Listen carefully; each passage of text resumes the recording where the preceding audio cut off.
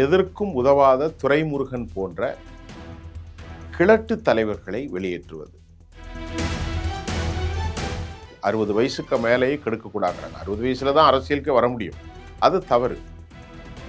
ஆனால் நடக்க முடியாமல், கேட்பதை யூகிக்க முடியாத கொழுத்த ஊழல்வாதி துரைமுருகன், பொன்முடி, இந்த மாதிரி தலைவர்களை எல்லாம் வெளியேற்றுவதற்கான நடவடிக்கை.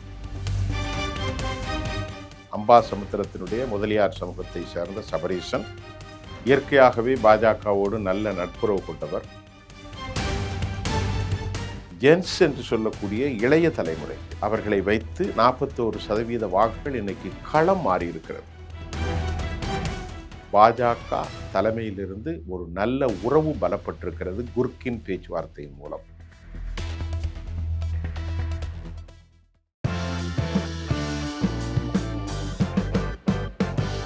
நேயர்களே, இன்றைக்கு தமிழ்நாட்டில் ரொம்ப முக்கியமான செய்தி. திராவிட முன்னேற்ற கழகம், ஸ்டாலின், சபரீசன் அவர்களின் குடும்பம், உதயநிதி, இவர்கள் அல்லாமல்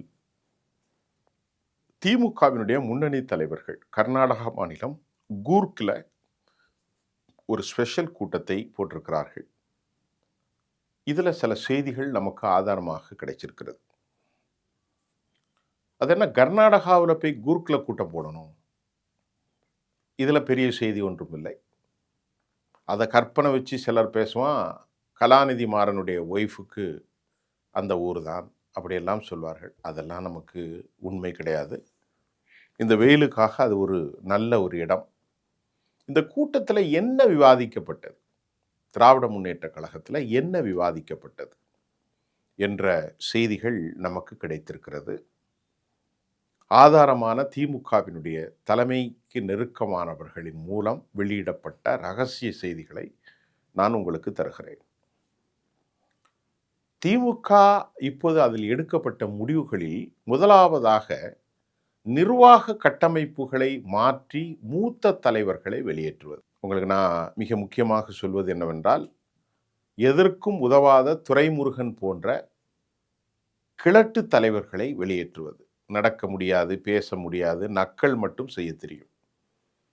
87 வயசான பிறகு இவருக்கெல்லாம் எதற்கு பதவி என்ற கேள்வி இப்போது அங்கே எழுகிறது. 60 வயசுக்கு மேலேயே கெடுக்கக்கூடாதுறாங்க. 60 வயசுல தான் அரசியலுக்கு வர முடியும்.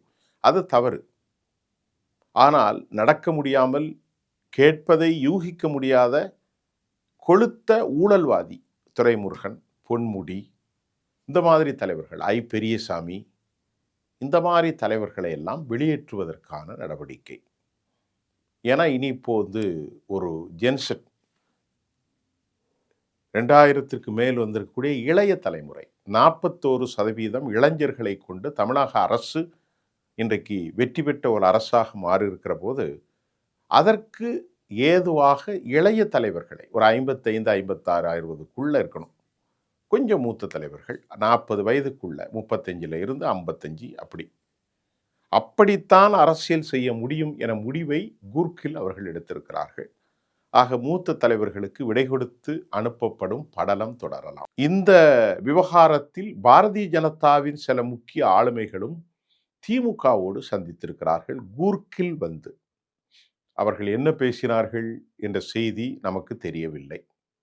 பாஜகவின் தேசிய முக்கியத்துவம் வாய்ந்த சிலர் இங்கே வந்து சந்தித்திருக்கிறார்கள் திமுகவோடு.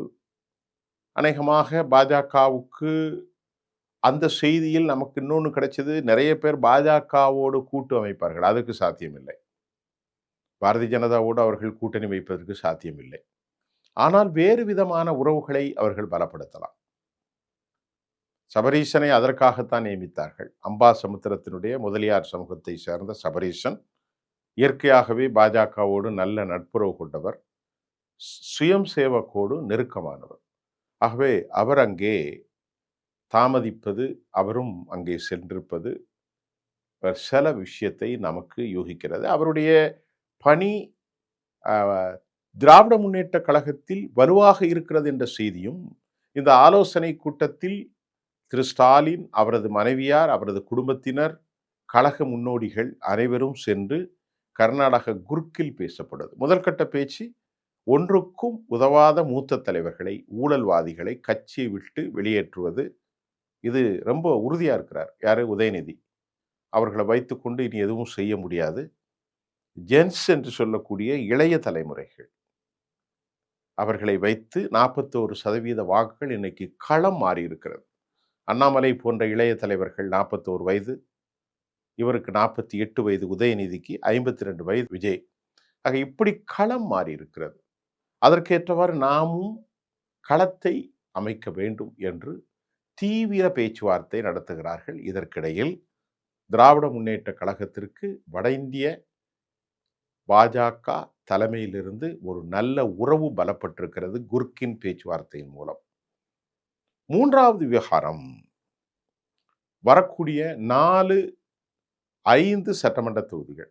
ஒன்று திருச்சியில் சி. ஜோசப் விஜய் ரிசைன் பண்ணது. அடுத்து மதுராந்தகத்தில் மரகதம், பெருந்துறை ஜெயக்குமார், அம்பாசமுத்திரம் இசக்கி சுப்பையா மற்றும் தாராபுரத்தில் சத்யபாமா. இவங்க அவ்வளவு பேருக்கும் இப்போ எலெக்ஷன் வரப்போகுது. இதை எப்படி ஹேண்டில் பண்ணுறது? ரொம்ப முக்கியமாக நீங்கள் கவனிங்க. இந்த தொகுதிகளில் தாராபுரம், இதில் அதிமுக, இசக்கி சுப்பையா அதிமுக, அடுத்து இங்கே வந்துட்டா மதுராந்தகம் அதிமுக, இப்போ பெருந்துறை ஜெயக்குமார் அதிமுக. இந்த இடத்துல இப்போ இடைத்தேர்தல் திமுக காசு கொடுக்க முடியாது. இதை எப்படி அவங்க ஹேண்டில் பண்ண போறாங்க? அப்படி அவர்கள் ஒருவேளை கூட்டணி அமைத்தால் யாரோடு அமைப்பது? எல்லாரும் வந்தாச்சு. காங்கிரஸ் வந்தாச்சு, இடதுசாரிகள் வந்தாச்சு, முஸ்லீம் அமைப்புகள் காதர் மீதினுக்கு வந்தாச்சு. ஏன்னா இப்போ அவங்க கூட இப்போ திருமாவளவன் அவர்கள் தோழர் தொல் திருமாவளவனும் வந்தாச்சு. பலமான தாங்கி பிடித்து கொண்டிருந்த இந்த கூட்டணி கட்சிகள், மதச்சார்பற்ற அடையாளம். இன்னைக்கு ஜவாஹிருல்லா இருக்கிறார், அவ்வளவுதான். வேற யாரும் இருக்கா? அன்சாரி இருக்கிறார்.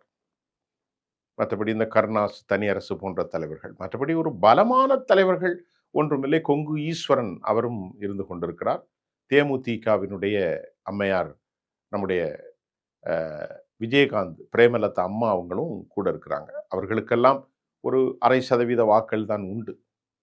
ஆனால் அவர் இப்பொழுது ஒரு புதிய ரூபம் எடுத்து இறுதி வரை நாங்கள் திமுகவோடு பயணிப்போம் என்று சொல்லியிருக்கிறார்கள். அது ஏவா வயலு குடும்பத்தினுடைய சம்பந்தம் எல்லாம் இருக்கிறது. ஆக இப்படிப்பட்ட நிலையில் திராவிட முன்னேற்ற கழகம் கூர்க்கில் மிக முக்கியமாக விவாதித்த இந்த கருப்பொருட்கள், மூத்த தலைவர்களை வெளியேற்றி இளைய தலைவர்களை உருவாக்குவது, ஜென்சி அதாவது 41% இருக்கும் இளைஞர்களை உள்வாங்க அவர்களுக்கு ஏற்ற கட்டமைப்புகளை உருவாக்குவது, ஊழல் தலைவர்களை படியிறக்கம் செய்வது, தரையிறக்கம் செய்வது, கட்சியை இன்னும் ஃப்ரெஷ்ஷாக அமல்படுத்துவது, 6 சட்டமன்ற தொகுதிகள், 5 சட்டமன்ற தொகுதிகள் வெற்றி எப்படி பெறுவது, என்ன நிலையில் பெறுவது, வட இந்தியாவிலிருந்து அமலாக்கத்துறை இதையெல்லாம் செவ்வாக ஆகிக் கொள்வதற்கு பேச்சுவார்த்தை குர்க்கிலே நாம் நடத்தி கொள்வது என்ற தகவல்கள் இன்றைக்கு ஒரு குடகு பகுதியிலே அவர்களுக்கு நடந்திருப்பதும் நாம் அறிந்து கொள்ளக்கூடிய செய்தியாக இருக்கிறது. இப்பொழுது திமுகவுக்கு உண்மையிலே இருக்கக்கூடிய பிரச்சனை, தலைவர்களை வெளியேற்றி புதிய தலைவர்களை கொண்டு வந்து கட்டமைப்பை உருக்குலையாமல் பார்த்து கொள்வது, விஜய் செய்கிற அனைத்து தவறுகளையும் மக்களிடத்தில் எடுத்து செல்வதற்கு துரைமுருகன், பொன்முடி போன்ற பழுத்த ஊழல் பெருச்சாளிகளால் ஒன்றும் செய்ய முடியாது என்பதை காலதாமதத்தோடு அவர்கள் புரிந்திருக்கிறார்கள். ஆகவே இந்த ஊழல் பெருச்சாளிகளை எல்லாம் வெளியேற்ற வேண்டும். அப்படி பார்த்தால் நேருவும் ஒரு பெரிய ஊழல் பெருச்சாளி, அவரையும் வெளியேற்றுவார்களா என்ற கேள்வி நமக்கு வருகிறது. அவர் மீதும் மிகப்பெரிய ராட்சச அனகோண்டா ஊழல்கள் எல்லாம் படிந்திருக்கிறது. ஆகவேதான் அவர்கள் இப்பொழுது பாரதிய ஜனதாவோடு நெருக்கமாக இருக்கிறார்கள். பாஜகவினுடைய தேசிய தலைமையிலிருந்து சிலர் வந்து சந்தித்து போனதாகவும், இவர்களுக்குள் ராஜ்யசபா சில ஆட்கள்லாம் சில நாட்டின் தேசம் நலன் குறித்து பேசுவார்கள், அதற்கு ஆதரவு கொடுக்கலாம். ஆனால் நிச்சயமாக கூட்டணி வைக்க மாட்டார்கள் என்றும் நமக்கு தகவல் கிடைத்திருக்கிறது. சிலர் சொல்கிறார்கள் பாஜகவோடு நெருங்கினார்கள், ஆனால் கூட்டணியில் இருக்க வாய்ப்பில்லை, அவர்கள் அதிமுகவை கடைசி வரைக்கும் கரம்பிவிட்டு தான் வெளியே செல்வார்கள். இந்த நிலை தற்போது தொடர்கிறது, தொடர்ந்து காணப்படுகிறது. ஆகவே இந்த 6 தொகுதிகளில் திமுக தோத்தால் பெரும் கேவலமும் அவமானமும் வரும்.